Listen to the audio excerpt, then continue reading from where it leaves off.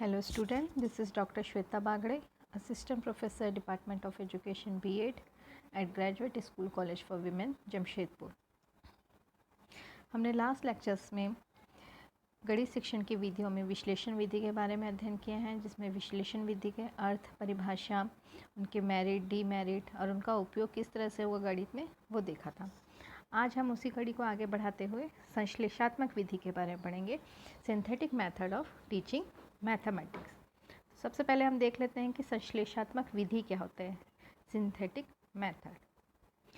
इस विधि में हम ज्ञात से अज्ञात की ओर बढ़ते हैं, मतलब जो चीज़ हमें दिया होता है, नोन होता है, उससे हम अननोन यानी जो हल है हमारा, जो प्रूफ करना है, वहाँ तक जाते हैं।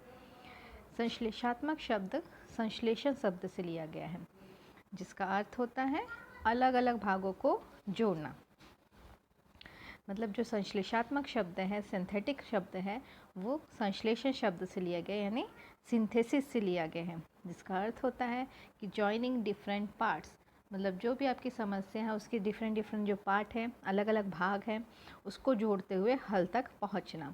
और संश्लेषण विधि विश्लेषण विधि के पूरक होती है। ठीक है, मतलब आप जब संश्लेषण विधि से कर रहे हैं तो साथ में आप विश्लेषण विधि का भी प्रयोग करेंगे तो आपका हल ज़्यादा अच्छा होगा या ज़्यादा अच्छे तरीके से आप किसी समस्या का समाधान कर सकेंगे। तो ये विधियाँ एक दूसरे की पूरक होती हैं। संश्लेषण करने के लिए, कुछ नया उत्पादन करने के लिए तत्व को संयोजित करना होता है। जो भी हमारे एलिमेंट है, जो भी पार्ट है उसके प्रॉब्लम के, वो सबको एक साथ इकट्ठा करना होता है, अलग अलग भाग जो होते हैं उसको जोड़ना होता है।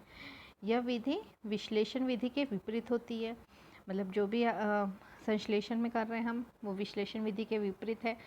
विश्लेषण विधि में हम क्या करते थे, अज्ञात से ज्ञात की ओर बढ़ते थे, लेकिन संश्लेषण विधि में हम ज्ञात से अज्ञात की ओर बढ़ते हैं। जो हमें दिया रहता है उसी से शुरू करते हुए जो हमें प्रूफ करना रहता है वहाँ तक जाते हैं। इसमें हम कई तथ्यों को एक साथ जोड़ते हैं, कुछ गणितीय कार्य करते हैं और फिर एक समाधान पर पहुँचते हैं। मतलब इस विधि में हम क्या करते हैं, जो हमारे तथ्य हैं, फैक्ट्स हैं, उनको एक साथ जोड़ते चले जाते हैं, एक के बाद एक, और कुछ उसमें मैथमेटिकल ऑपरेशंस करते हैं, कुछ गणितीय कार्य करते हैं और उसके बाद एक समाधान पर, एक सॉल्यूशन पर हम पहुंचते हैं। तो ये होती है संश्लेषण विधि। इस विधि में हम ज्ञात तथ्यों से शुरू करते हैं और अज्ञात भाग इसमें जोड़ते चले जाते हैं एक प्रॉब्लम का सॉल्यूशन ज्ञात करने के लिए। मुख्यतः इसमें 3 तरह के सूत्र कार्य करते हैं, शिक्षण सूत्र। पहला है परिकल्पना से निष्कर्ष की ओर बढ़ाता है, it leads to hypothesis to conclusion. Hypothesis क्या है, आपकी समस्या का एक कल्पित आंसर है, समझिए। तो आप एक हाइपोथेसिस लेके चलेंगे और फिर एक निष्कर्ष तक पहुंचाना है आपको। तो ये हुआ परिकल्पना से निष्कर्ष की ओर। यह ज्ञात से अज्ञात की ओर बढ़ता है, it leads to known to unknown. जो चीज़ हमको जानकारी है, जो हमें पता है, उसको लेते हुए अननोन तक, जहाँ हमको प्रूफ करना है, जो हमको सॉल्यूशन देना है, वहाँ तक जाया जाता है। यह स्थूल से सूक्ष्म की ओर बढ़ता है, it leads to concrete to abstract. मतलब ये जो भी हमें स्थूल चीज़ें हैं, जो चीज़ हम दिख रहे हैं, जान रहे हैं, उससे शुरू करते हुए सूक्ष्म, जो एब्स्ट्रैक्ट है हमारा, जो हमको सॉल्यूशन देना है, जो प्रूफ करना है, वहाँ तक पहुँचते हैं। जब कोई समस्या आती है हमारे सामने तो सबसे पहले क्या काम करते हैं कि जितनी भी दी हुई सूचनाएं हैं, समस्त सूचनाओं को एकत्र करते हैं और फिर उसे सॉल्व करते हैं।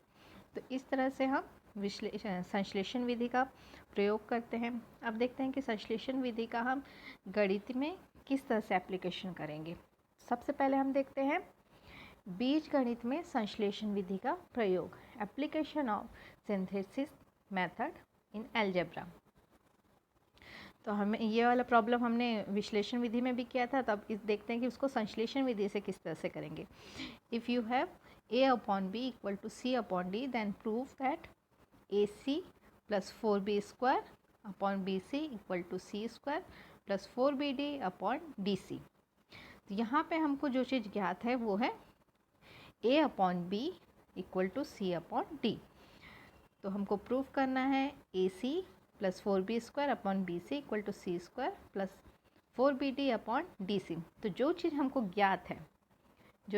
ज्ञात है, यानी ये चीज़ जो हमको ज्ञात है उसको लेते हुए हम यहाँ तक पहुँचेंगे। तो हम यहाँ से शुरू करते हैं, A upon B equal to C upon D। तो इसमें बोथ साइड में 4B अपॉन C को ऐड कर देंगे। बोथ साइड में 4B अपॉन C को ऐड कर दिए हम। सॉल्व करेंगे तो AC plus 4B square upon BC आ जाएगा, और इधर आ जाएगा राइट हैंड साइड में C square plus 4BD upon DC। फिर वही है, हमको मिल गया है सॉल्यूशन जो हमको प्रूफ करना था। तो इस तरह से इसका सॉल्यूशन होगा संश्लेषण विधि से, सिंथेटिक मेथड से। पर यहाँ पे ये चीज़ एक्सप्लेन नहीं करते हैं या तर्क नहीं देते हैं कि 4B अपॉन C को क्यों जोड़े हैं। ठीक है, बस ये एक है कि आपको सॉल्यूशन तक पहुँचना है, गैस से अगर जो आपको प्रूफ करना है वहाँ तक पहुँचना है, इसलिए यहाँ पे 4B अपॉन C को जोड़ दिए हैं। तो जो हमको प्रूफ करना था वो मिल गया। तो इस तरह से हमने संश्लेषण विधि का प्रयोग किया। अब हम देखते हैं कि रेखा गणित में हम संश्लेषण विधि का प्रयोग किस तरह से करेंगे। Application of synthetic method in geometry. तो यहाँ पे एक एग्जांपल है हमारे पास कि यदि ABC में BC भुजा पर AD लंब है, परपेंडिकुलर है, तो सिद्ध कीजिए AB square plus DC square equal to CA square plus BD square. तो ये हमको प्रूफ करना है। तो जो चीज़ हमको ज्ञात है वहाँ से शुरू करेंगे। तो ज्ञात क्या है हमको कि एक त्रिभुज है जिसमें AD एक लंब डाला गया है BC भुजा पे, जो ये दोनों को एक समकोण त्रिभुज में बांट रहे हैं, ये हमको दिख रहा है। तो सबसे पहले हम ये वाला त्रिभुज लेंगे, समकोण त्रिभुज ABD एक समकोण त्रिभुज है। तो समकोण त्रिभुज में पाइथागोरस प्रमेय से AB square equal to AD square plus BD square. ठीक है, ये हो गया इक्वेशन 1 हमारा। इसी तरह से ADC भी एक समकोण त्रिभुज है, तो यहाँ पे भी पाइथागोरस प्रमेय से AC square equal to AD square plus DC square. तो ये हो गया हमारा इक्वेशन नंबर 2। तो इक्वेशन 1 और इक्वेशन 2 को माइनस करेंगे, सब्ट्रैक्ट करेंगे। तो AB square minus of AC square equal to AD square plus BD square minus of AD square plus DC square. Bracket open करेंगे तो हमको मिल जाएगा AD square plus BD square minus AD square minus DC square. यहाँ पे हमको चाहिए AB square minus of AC square, तो हमको मिल गया AD स्क्वायर कैंसिल हो गया, तो BD square minus of DC square. लेकिन हमको क्या प्रूफ करना है, AB square plus DC square. तो हम राइट हैंड साइड से DC स्क्वायर को लेफ्ट हैंड साइड पर शिफ्ट करेंगे। तो AB स्क्वायर प्लस ऑफ, इधर माइनस है तो प्लस हो गया, DC square equal to BD square plus AC square. इधर का लेफ्ट हैंड साइड का AC स्क्वायर को हम इधर शिफ्ट कर दिए। तो जो हमको प्रूफ करना था वो हमें मिल गया है। तो इस तरह से ज्ञात से हम अज्ञात की ओर बढ़े। जो चीज़ हमको ज्ञात करना था वहाँ से शुरू करते हुए हम अज्ञात तक पहुँच गए।